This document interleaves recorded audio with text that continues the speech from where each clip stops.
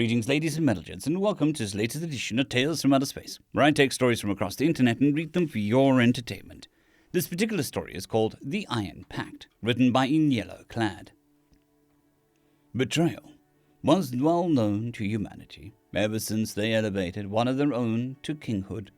Betrayal, either at the hands of their kinsmen or at the hands of the Fae, the elves, the dwarves, and all other inhuman species that populate the world. Humanity was not special. Humanity did not excel at the arts of blade or strength, and magic was wholly unavailable to them in a natural form. Humanity was humanity, a pest to be crushed, or so all the others thought of them so.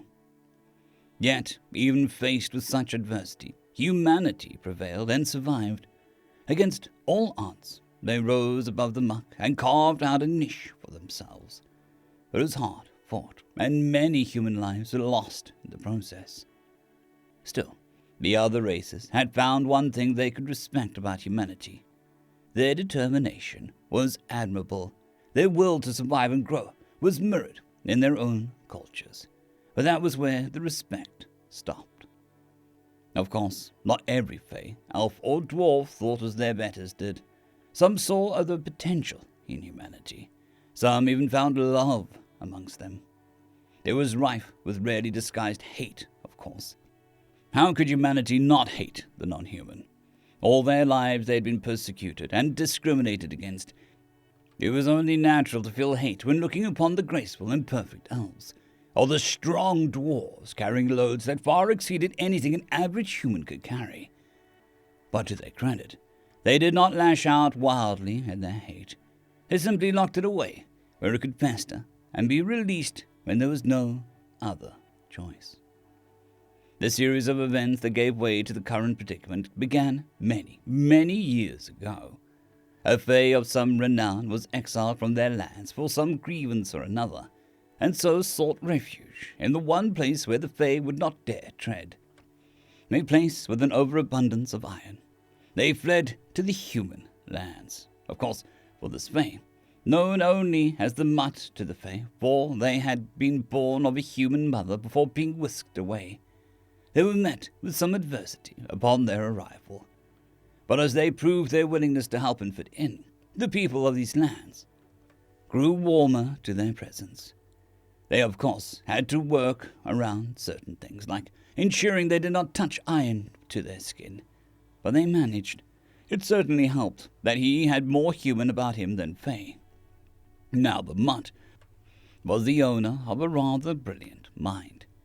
In a matter of a half-century, they revolutionized human society, inventing industry and new agricultural techniques, but also how to defend such innovations.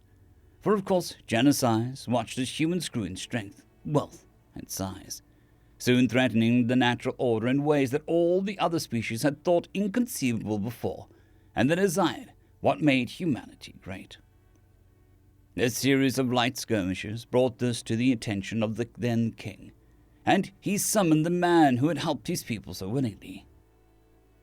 When the near-ageless man appeared at the court, as was expected of him, he found the king an aging man, one who would not live to see the end of any potential conflict that might arise. Ciro Icegazer stopped and knelt as he had been instructed, and the king looked upon a man who defied age and its tribulations, yet still bore the influence of a mortal parent upon his visage.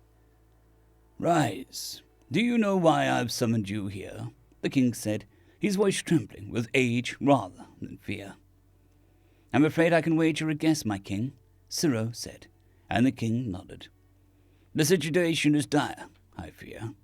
Each day the small strikes grow ever larger, and my little birds tell me that forces amass just beyond the border, no doubt preparing to march into our lands and take all we have worked for, all you have built. I will not suffer such humiliation. It is time to make a stand and let them know that we will not allow it any longer." The king's voice grew more and more determined, and though Ciro held no real love for the Fae people, of which he was a part of. He still felt a vague sense of unease and worry that perhaps they would not survive the wrath of humanity. He hoped that would not be the case, but war was a terrible thing. "Then what would you have of me, my king? A weapon, perhaps? Armor that'll shrug off any attack? Perhaps a barrier that cannot be breached?" Ciro suggested, and the king raised a hand, then motioned for one of his advisors to step forward. "We already have an idea in mind, but we need your imagination to make it reality. If you would come with us, we should discuss the matter further, behind closed doors," they said, the king rising and slipping away. And so it began. Ciro was given the task and all the resources he could use. It was a grueling project, one with much trial and error. He gathered the finest dwarven blacksmiths that actually appreciated humanity, the greatest elvish weavers, and went to work. While he worked, the war began in earnest.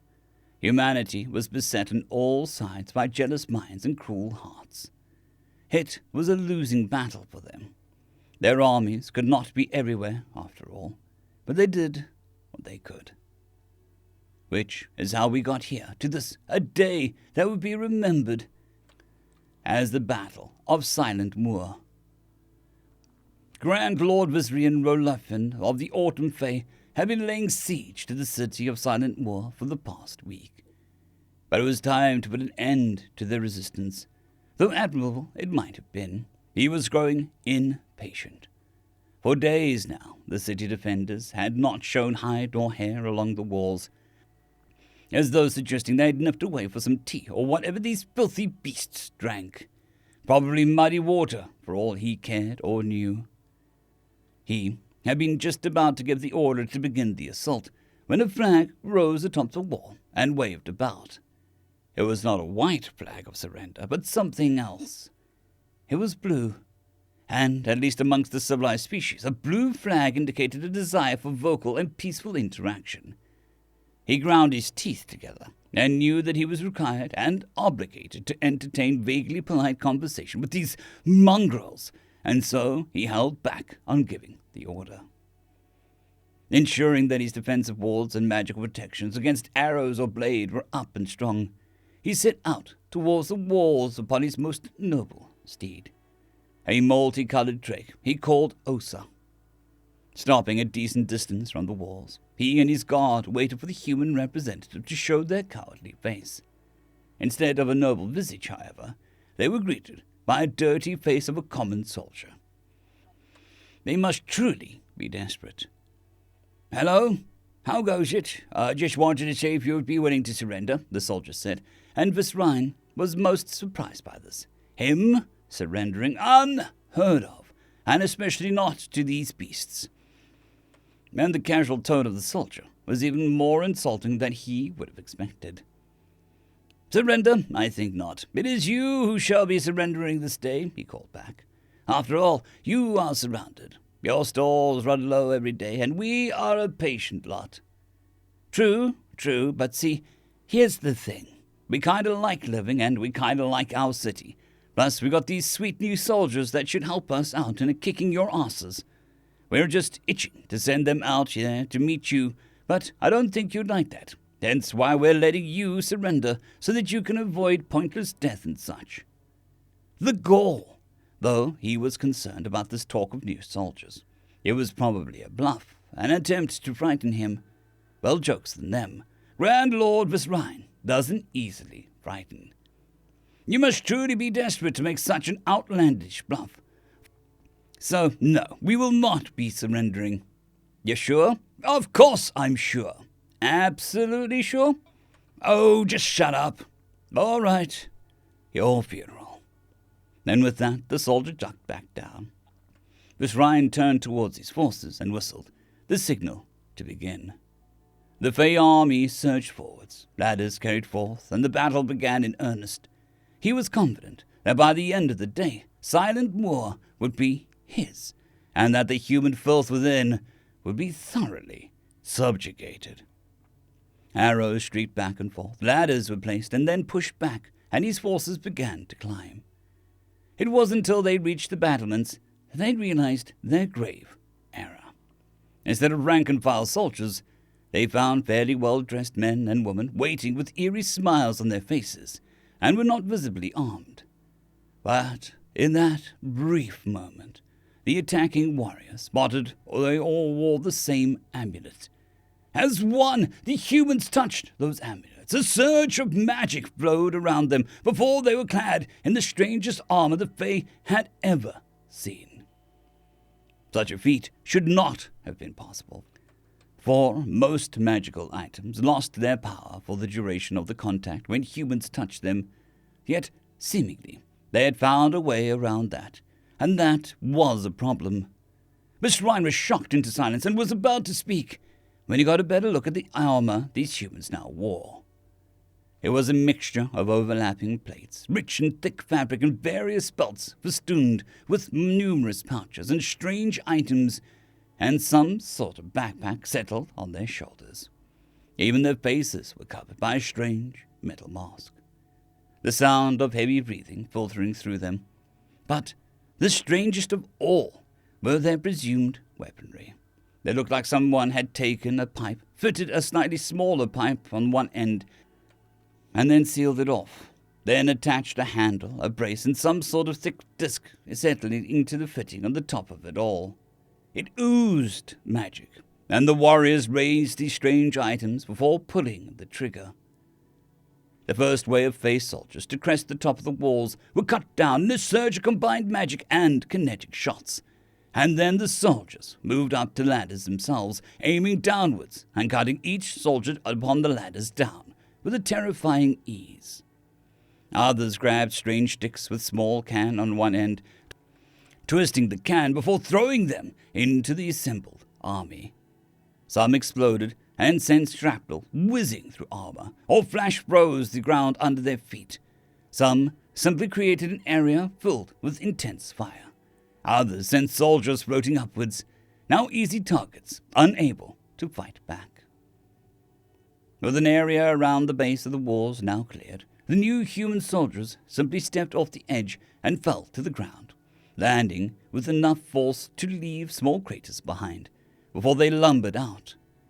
Arrows planked off their armor, blades could not find their obvious weak spots, and the soldiers marched on, firing as they went.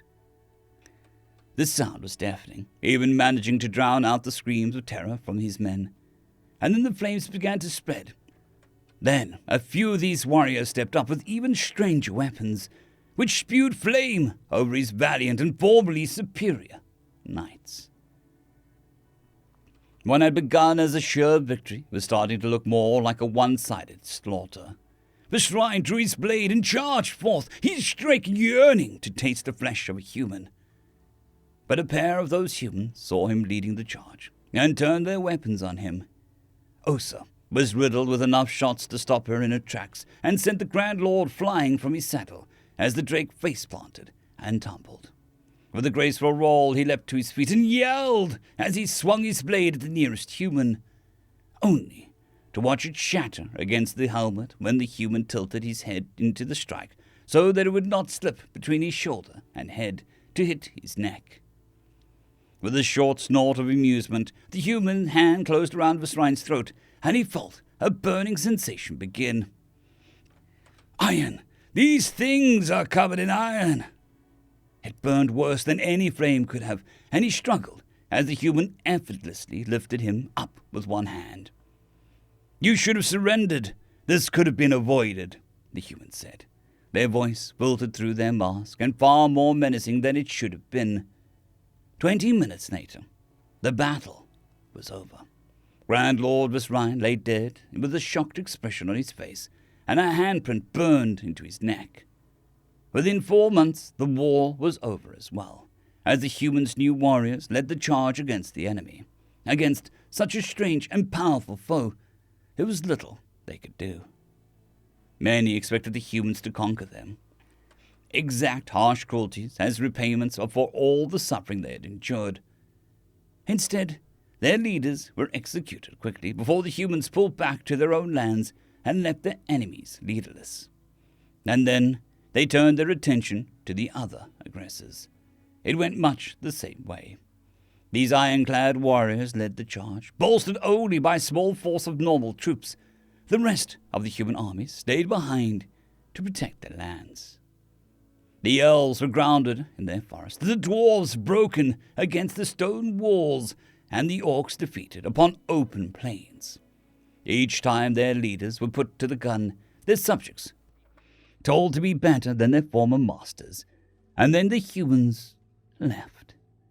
When the last foe was defeated, and the warriors returned to their loved ones, wars arose around the land, guarded by these new soldiers. A few fanatics attempted to breach these walls, but the weapons carried by the soldiers had been scaled up to larger and more terrifying sizes and power. None who dared to test the defenses ever returned, and humanity settled behind their walls, daring us to test them to earn their ire once more. The humans, once divided, had unified into a single, cohesive civilization, one that called themselves the Iron Pact.